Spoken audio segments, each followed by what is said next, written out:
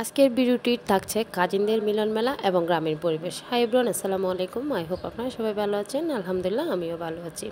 এখন যেহেতু ধান কাটার সিজন চলছে, এই সিজনটা মারাত্মক লেভেলের সুন্দর প্রকৃতিগুলো। এদিকে বাসায় ধান তোলা হয়েছে, কেউ ধান নিচ্ছে। আমরা এখন ধান মাড়াই করার সাথে সাথে কিছু পেয়ারা পেরে নিচ্ছি, গাছ থেকে পেয়ারা পেরে ওখানে বসেই খাচ্ছি। এই আনন্দটা কি লেভেলের শান্তি! যারা না করেছেন তারা অবশ্যই মিস করছেন, আর যারা ছোটবেলায় করেছেন তারা স্মৃতিচারণ করে যান। পেয়ারা খাচ্ছিলাম, সাথে আপনাদের চারপাশে ভিউটা দেখাচ্ছিলাম। কি মারাত্মক লেভেলের ভিউ, আপনারা দেখেই তো বুঝতে পারছেন। এখন প্রায় ধান পেকে গেছে, দেন হচ্ছে ধান কিছু মানুষ কেটেও নিচে, অল্প কিছু আছেও। আমরা সবাই পেয়ারা খাচ্ছিলাম ওখানেই বসে। আমার মনে হয় ওই রকম অবস্থায় সবগুলো খাবার কিন্তু স্বাদ দ্বিগুণ বাড়িয়ে দেয়। আমাদের ধান মাড়াই করা প্রায় শেষ, দেন ধানগুলা বস্তাবন্দি করা হইলো।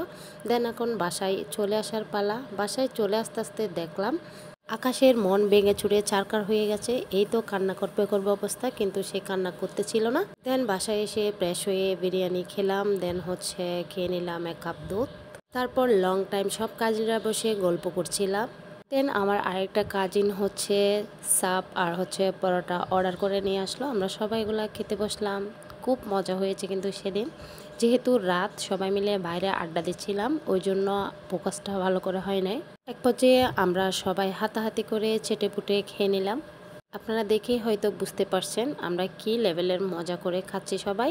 দেন আমরা সবাই সেটা ফিনিশ করে আমার আরেকটা কাজিন বড়ে আচার নিয়ে আসছিল। বলতে গেলে একটা পিকনিক টাইপের হয়ে গেল না মিলন মেলাটা।